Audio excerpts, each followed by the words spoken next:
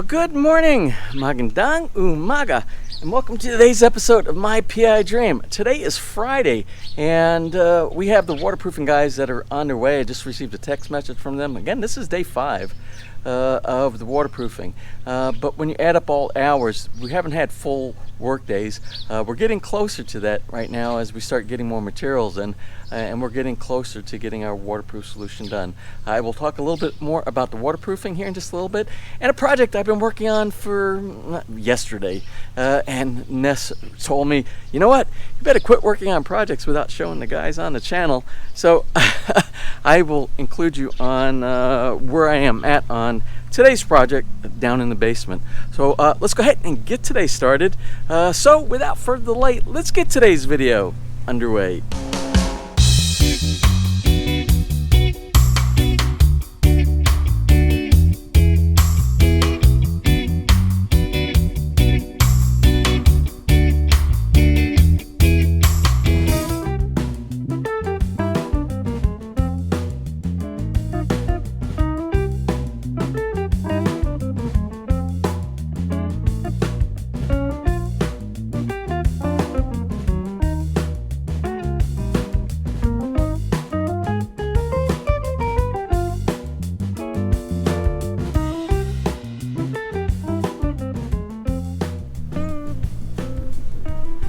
Now, I don't know if you can hear, but in the background, the generator's going. We are on another scheduled 12-hour brownout for today.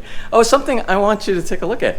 We changed the furniture around in the sunroom, and I didn't think we could do this, and I thought there was only one way to put the furniture inside here. But when you start experimenting, you might learn that there are alternatives that you never thought of. You got to think outside of the box sometimes, so to say, and this really works a lot better. We've opened up the windows where, remember, the couch here used to be over there, and you kind of got blocked. You were blocked. The windows were blocked because you had to crawl on the top of the couch here to open up the blinds and open up the windows. But now I want you to look. I think this works so much better. And it's much more inviting, so that when we have guests, before, the way the room is, because it's long this way and narrow this way, and it used to be when the couch was here, you had the guests way over there, and it was kind of like you were shouting across the floor. You weren't really shouting, but just seemed an uncomfortable distance between the couch and the chairs for people to do gathering. And it's inconvenient to drag the chairs over there to the table that used to be right here. So I think this was going to work a lot better. Ness and I also like the fact that when you're sitting here on the couch, now you're looking at the backyard, and you get to see out in this section of the sunroom windows as well. So I think we did good on that. Projects. Remember, the guys are working back there. Let's take a quick look at what they're doing on the cistern. Then I'll take you downstairs in the project that I'm working on.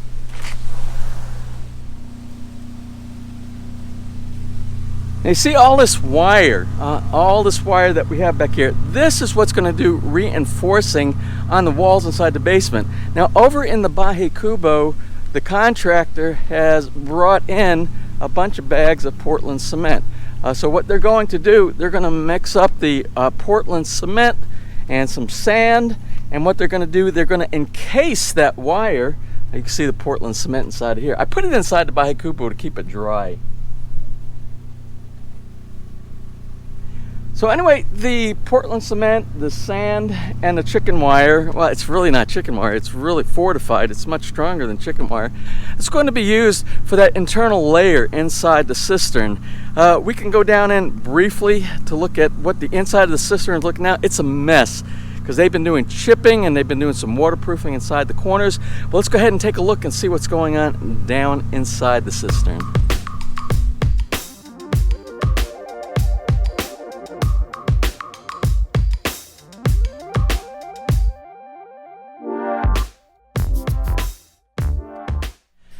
Okay, I just heard the guys are on site. We'll do a brief look at what's going on down here inside the cistern and then get back upstairs.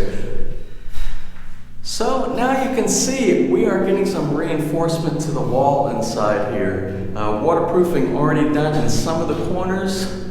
some of the corners around the baseline. And this is what they're going to use to do a build-up of the concrete wall inside here, and then put another layer of waterproofing on top of that. So that's where we're at down here right now. Let's go ahead and go back upstairs and show you another project that I'm working on. Okay, let's go down in the basement and let's take a look at the project that I started working on yesterday. Started a little bit this morning, and then I'm going to continue in just a moment. You can be a part of that project as well.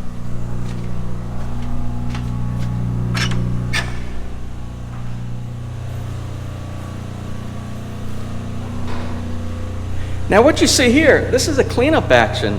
My gardener and myself, we were working on trying to clean up. Remember, it was the responsibility of my builder to get all of this garbage, all the construction residue, the paint, towel adhesive, anything that they mix inside here. It's a mess down here.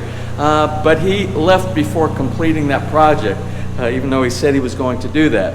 So anyway, it's got to get done. So you can see this area is nice and clean.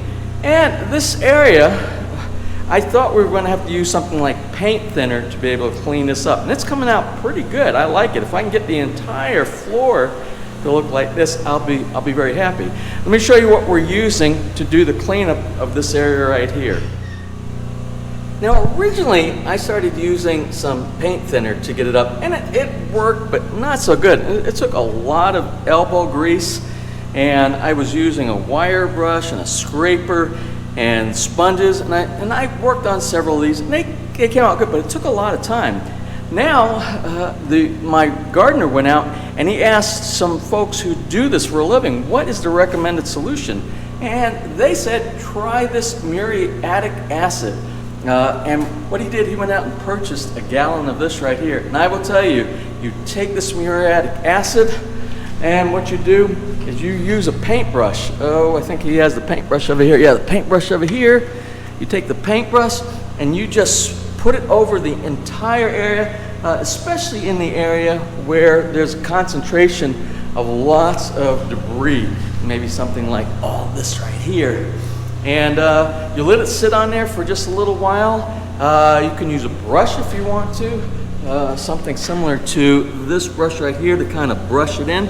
And then clean it up with a good detergent solution, soap and water, and get all that off. Now just remember, when you're doing this, make sure you have some kind of mask on, something to keep the fumes, because the muriatic acid is quite strong and it will do damage to your lungs. So make sure that you use proper safety equipment when you are cleaning. Okay, so that's that area. We got started. The whole floor will be done. I don't know how long it'll take. He just worked on that one little area right there for about, I don't know, about 45 minutes yesterday. So as a little bit each day, and we'll get the rest of the floor done in here. Now let's take a look at the project I'm working on inside the workbench area. Now you're probably wondering, James, where did you get all that wood? Well, this isn't wood, and I'm going to get a lot of what I call hate mail back on this, because people are going to say, no, you shouldn't be using this. But this is actually ceramic tile that I'm using inside here with heavy-duty thin set or heavy-duty tile adhesive underneath. Now, for practicality reasons, using tile for a workbench is probably not a good idea because if you do any hard hammering or anything like that, you risk a chance of breaking your tile. But this is an experiment for me. I'm going to see how this works. And I had leftover. The reason I use this is because most of this material here is leftover tile from our project. And I didn't want to get rid of it, and I wanted to be able to use the tile if I could, plus have a little bit left over in case anything does break inside the house. So what I'm doing, I'm using all the leftover tile. I did a very thin set of the tile adhesive underneath it, and I mixed up the pattern because I had two different colors.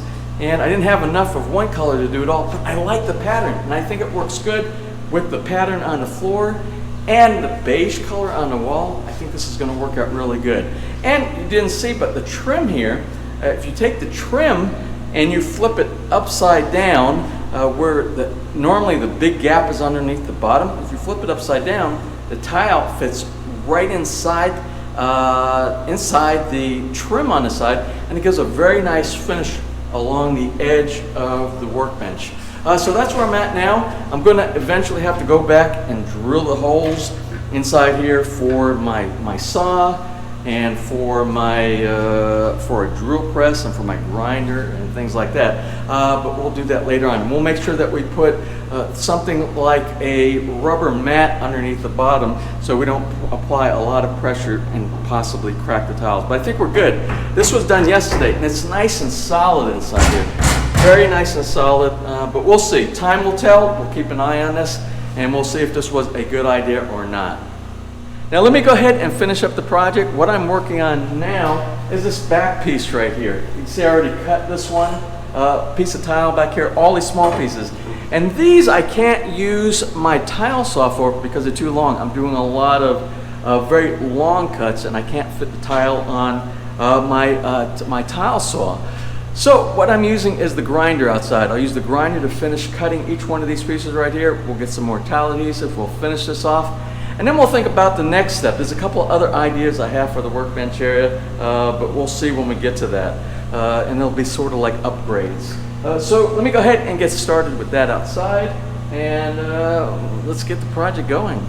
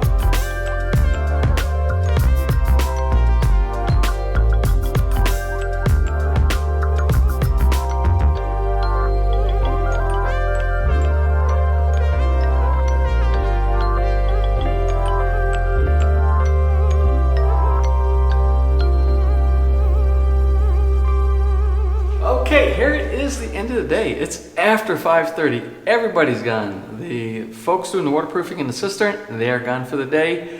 My gardener, who's working down here in the basement with me on the floor, he's gone for the day, but I'm still here. And let me show you the things that were done for today. Remember, I took you out there earlier this morning. I said they were putting up that fencing, that wire material inside there that tomorrow they're going to be doing the plaster, the concrete plaster inside there, and that holds all the concrete plaster together and makes it very strong. It's like reinforcement. Well, it is reinforcement. So we'll start right here inside the workshop. Now, before we get into looking at what I did today inside the workshop, I kind of had a a thought that came up inside my mind, because I know you guys are going to say, especially those guys that have a workshop, they're going to say, James, why did you use ceramic tiles for your workbench? Because if you take a hammer and you're beating stuff, you're going to break your tile. And that's kind of true. If you are kind to your workbench, it will last a long time, even with the ceramic tiles that you have inside here. So as I was working in the basement today, I got to thinking, where am I going to do my garden work? I need a place to put my pots together, all my potting soil, set up seedlings, grow stuff in a controlled environment before I put them out in the garden. And I got to thinking, you know what? This workspace in here that I was planning to use for all my mechanics tools and my electronics tools, this would be a perfect area for gardening, especially now that all of the workbench is ceramic tile. And it's gardening stuff, you can be a lot more delicate than you can with working with mechanics tools and hammers and vices and saws and things like that.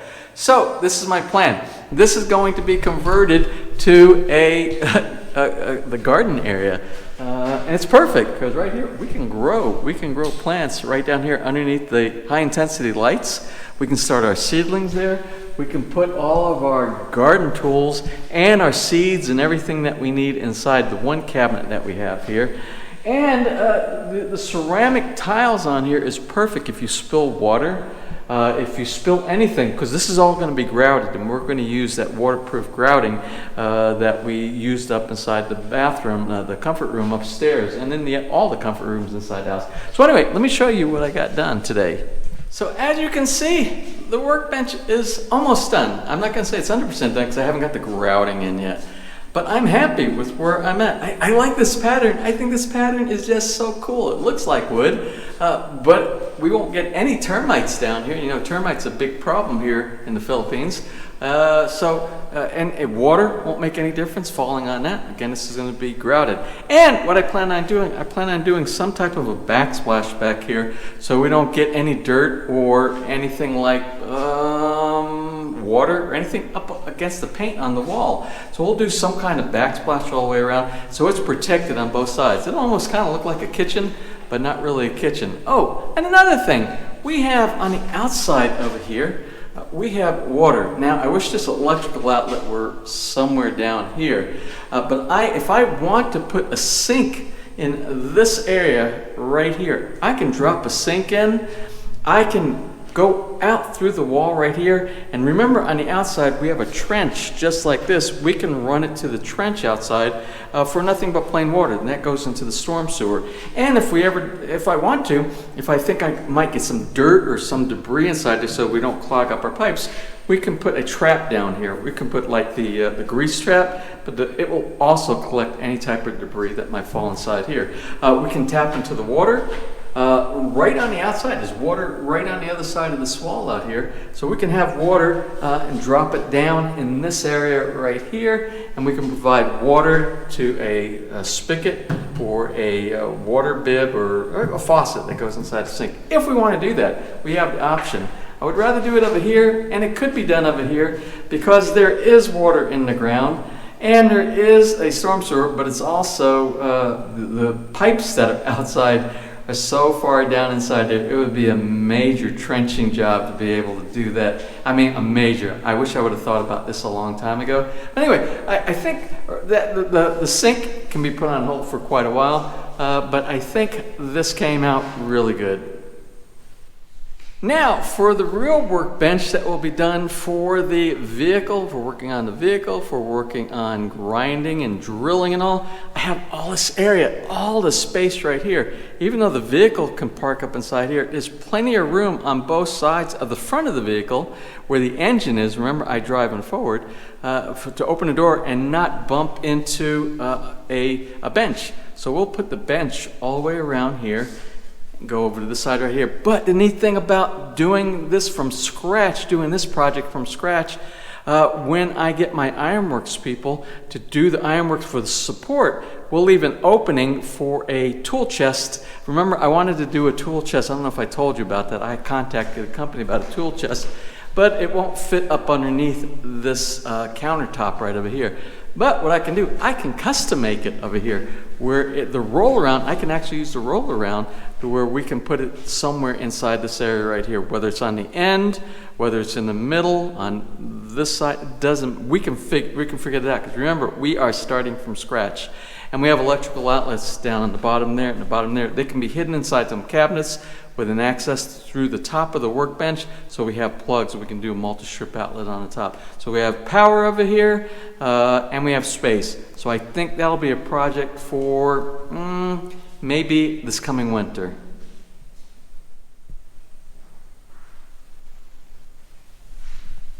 And the cleanup continues inside here. This is coming out really nice. The cleanup of the tiles. This area right here is almost done.